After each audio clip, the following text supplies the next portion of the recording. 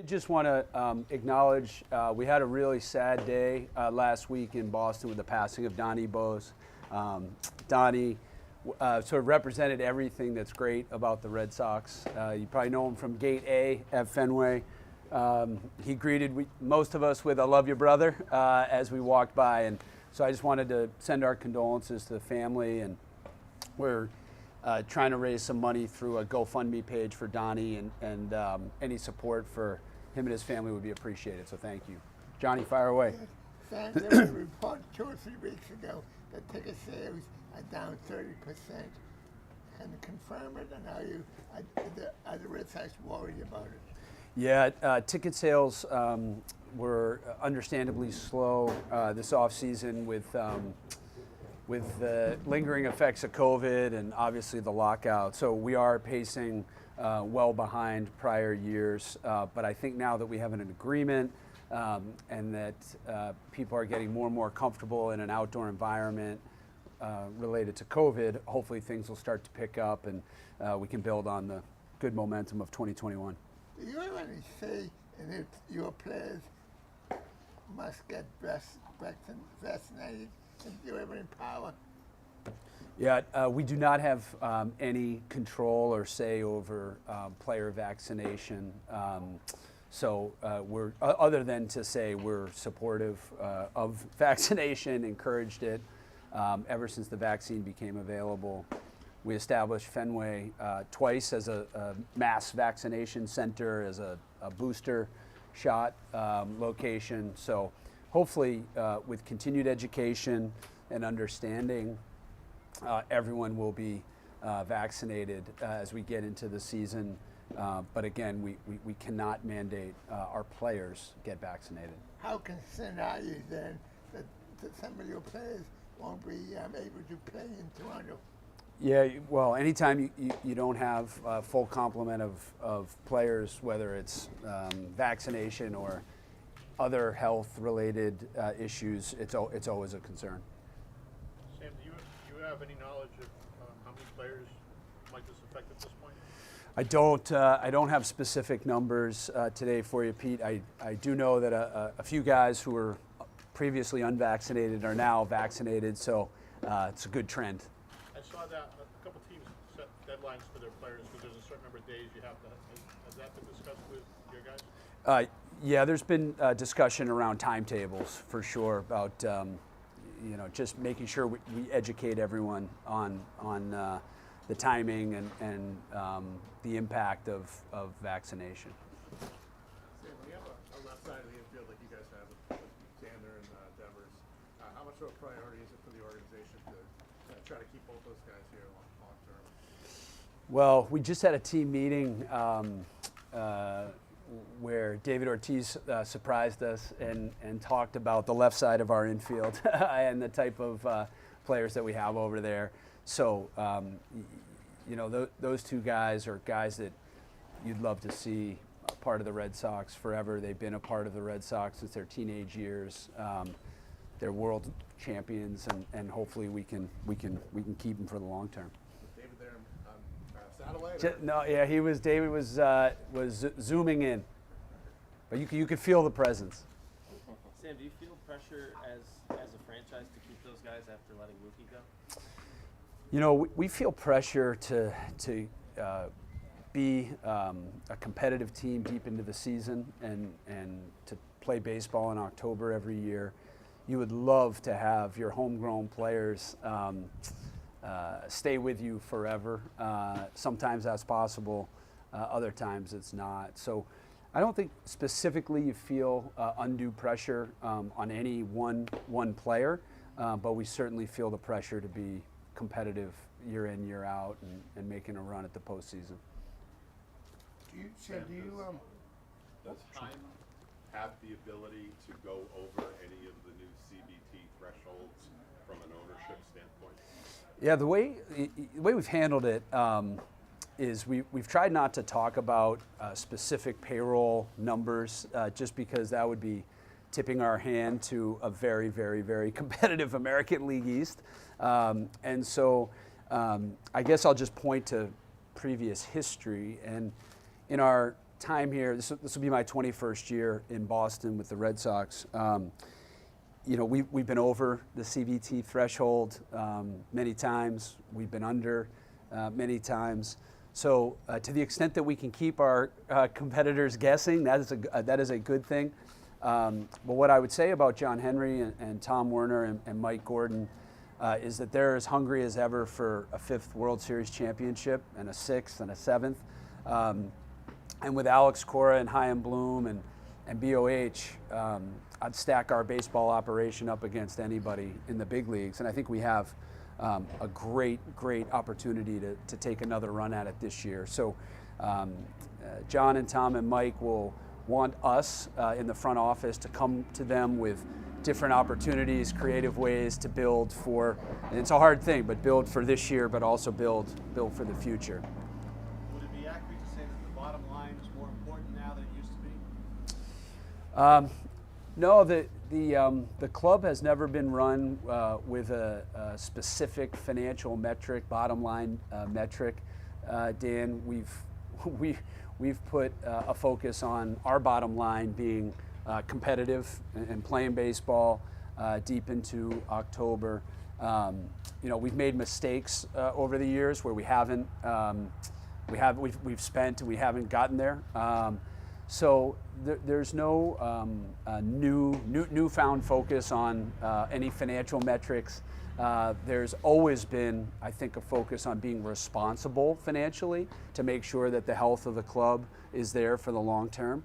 And you know, you look back over 20 years, I think on balance, Red Sox fans can be proud of their Red Sox and what we've accomplished. And winning makes you hungry for more, and this is a hungry group. Do those fans expect any kind of big splash, any more like major acquisitions? Because you guys have kind of pared back doing anything large.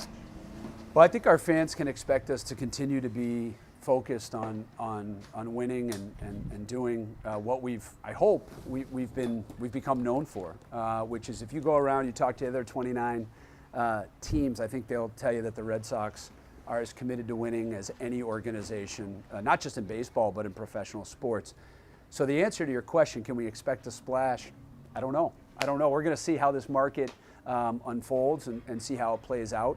But I don't think we'll deviate from, I said this last year, said it 2 years ago, we're not going to deviate from the plan to try and put a premium on winning now, but also winning in the future. It's the hardest thing to do in sports.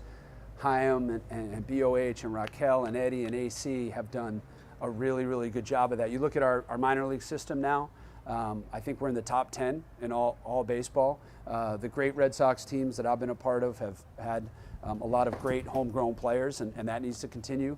And then you need to balance it with free agents and trades, and so we'll see where we go in the next couple of weeks. I know that's a non-answer on a splash question, but it's the truth. Is John as vested in this and as interested Oh, in the yeah. baseball team as ever?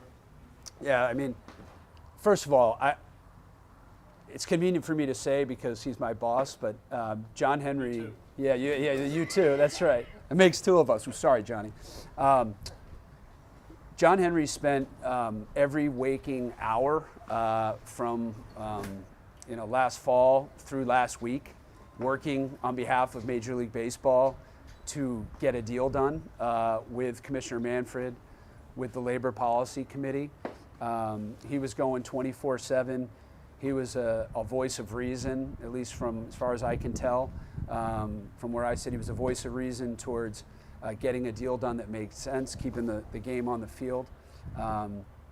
And he was also a staunch advocate of introducing some rule changes that can help speed up the pace of the game, encourage some more offense, and take the game forward. We need to grow the game. We're recovering from, I don't have to tell you guys, a horrific 2-year period in our country, and the industry of baseball is building back up. So is John Henry invested in the Boston Red Sox? Yes, that is undeniable. He did a lot of work on behalf of Major League Baseball, and if you take a step back over the last 20 years, I think you could, without exaggeration, say that John Henry and Tom Werner and the Fenway Sports Group have been great stewards of this franchise, and that's going to continue. Sam, were John and Tom here today? No, John and Tom were not here today. They were down here last weekend. We had our, 2 weekends ago, we had our annual board meeting. We had our partners weekend.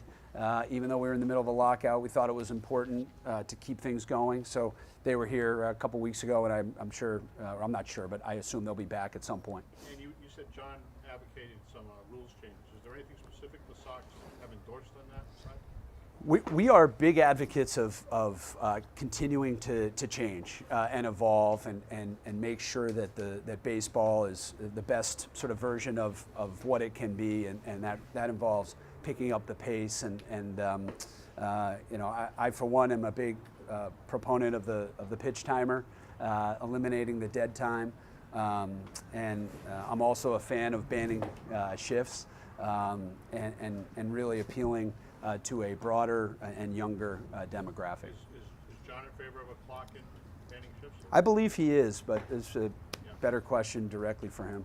And to what degree did the lockout affect the business of the team during that time? The lockout affected us, but again, it's hard to judge because we are an industry in recovery. COVID was devastating to so many industries, but especially the public gathering business, whether it was restaurants or hotels, sports venues, sports facilities. So we're on hopefully a road to recovery. I think our industry generated about $10 billion pre-COVID, and we're not there yet, and so we need to grow back up, and that's really important. One of the things we talked about with the players this morning is continue. We hope we've done a good job of building a partnership with the players locally and doing everything we can to support them. We're in this together. We got to grow this game together, all of us. Have you seen an uptick since the lockout was lifted? We have, thankfully. Yeah, Ron Bumgarner's here today, and he told me that there's been a pretty big uptick in ticket sales the last 3-4 days, and we're hoping for full houses for the first 2 games here in Fort Myers, if not officially sold out, pretty close, which is pretty impressive for spring training baseball when you have a 10,000 seat venue. Is opening day sold out yet? Opening day is not sold out yet, but it will be.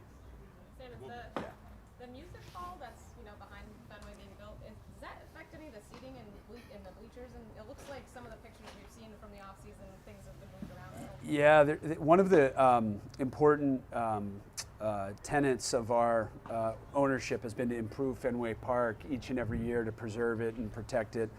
When you get to Fenway on opening day, you're going to see a new back of the bleacher area with great new concourses, restrooms, food, amenities there for fans that the bleacher customers have never had. And so that'll be great on opening day. Major investment, tens of millions of dollars into that area, and then well over $100 million into this new incredible music venue that I think will help continue to establish Fenway as the sort of entertainment capital of Boston. It looked like some of those windows overlooked the park, so would people be able to get tickets in there? Is that something you're planning to announce or anything? Yeah, we'll have some announcements coming up, but Jen, your point is right. There's a beautiful function space, sort of like the Dell Technologies Club behind home plate, like the State Street Pavilion. There'll be sweeping views of the ballpark from the right field area, which we hope will be a popular spot. Will that Wisconsin be scheduled against the Red Sox playing in Fenway? Will they play? Will there be on the same schedule, or will they be vacant when the Red Sox play at Fenway? Yeah, like the House of Blues on Lansdowne Street, Johnny, we'll be able to have concerts, activity going on during a Red Sox game.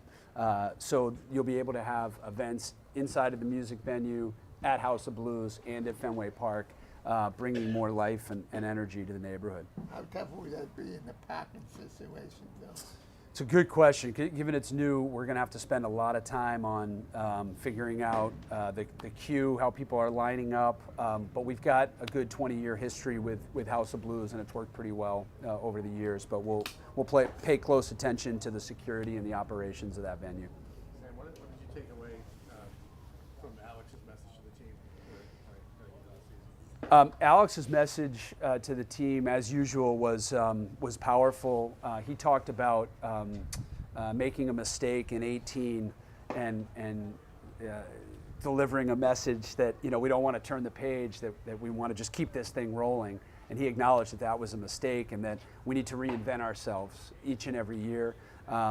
He talked specifically about some of the new players coming in, some of our existing guys who have been here, and just how difficult it is to get to that postseason and the grind. But he reiterated that that was the goal.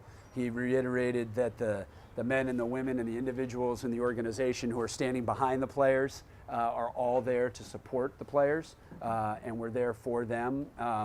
And it would be great if once in a while we could say please and thank you, you're welcome, just being courteous to each other, being respectful, being a good human being. Really powerful message that I think resonated. Sam, just from a general standpoint with the new CBA, do you guys feel that enough was done to prevent tanking and maybe keep small market teams from not spending much? Yeah, I think that the new system, when you're in collective bargaining, probably, I was not at the table, but both sides probably walk away from the table, sort of glad that it's over, but not entirely happy with the outcome of the system. And by definition, I think that means both sides compromised and got to a good place. And I think the changes that were put in, whether it was the draft lottery or the bonus pool for young players, taking the CBT threshold up, I think there was some really good compromises for both sides. And we won't know how it actually plays out until we see what happens over the next couple of years. But our focus is now just one of relief and being happy that it's over and that we're here. Sam, can you talk about Bogaerts? I mean, Xander's always been special. He's going to his 10th year, I believe, with the team. He's always been a leader, but is he the leader of this team? Without question. Bogey has been one of the most consistent players for us, and he represents everything that's great about the Red Sox. Sam, why you get shifts? Probably from watching David Ortiz hit into them all the time. I think that anything that can encourage more balls in play, more action, is a good thing. But that's just my personal opinion. And I think we need more balls in play. We need more action. We need the game to move along in a crisper manner. It's critical. That said, we had the most intense atmosphere at Fenway Park this October, and I think it shows you when you're playing good competitive baseball under any rules, you still have the greatest game ever invented. Sam, there was a piece in the CBA about more international events and more of those like specialty Field of Dreams games type stuff. Are you guys in talks for? I know the Little League Classic's happening this year, but are you in talks for another abroad trip in the next couple of years? Yes, I'm privileged to be on the international committee, and we always raise our hand at those meetings to volunteer to play. Kevin Youkilis reminds me that the Japan trip may have cost us back in 2008, but I think playing in those jewel events is an honor. We got to go to London a couple years ago. It was a terrible series, but experience of a lifetime, and we'd like to participate in those events whenever possible. And what about an All-Star game at Fenway? I know that's something you wanted for a few years too. Yeah, we are lobbying hard at the Major League Baseball level. I think we're finally coming up in the rotation at some point here. 1999 was amazing. That was just an incredible night. So we'd love to have the All-Star game back. Is there a year you're focused on? ASAP. Just when it's available, when it works for Major League Baseball, we'd love to be considered. Based on all of the tents around here, are you guys outgrowing this facility? Definitely not. No, we are not outgrowing JetBlue. I think we're we had a lot of lessons learned from COVID protocols, and there's some things that were well received. The tents and creating more shade and more outdoor areas for different activities was something that was well received, so we're continuing to do it. But no, we have one of the best facilities in all spring training. I'm not suggesting you would leave, but Yep. do you need to have maybe renovations or additions or anything like that? Amazingly, we're 10 years now into this venue, so yeah, I'm sure there's probably some renovations or capital projects that will be on the radar in the coming years.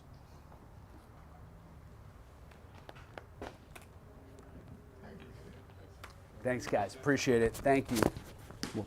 Welcome back.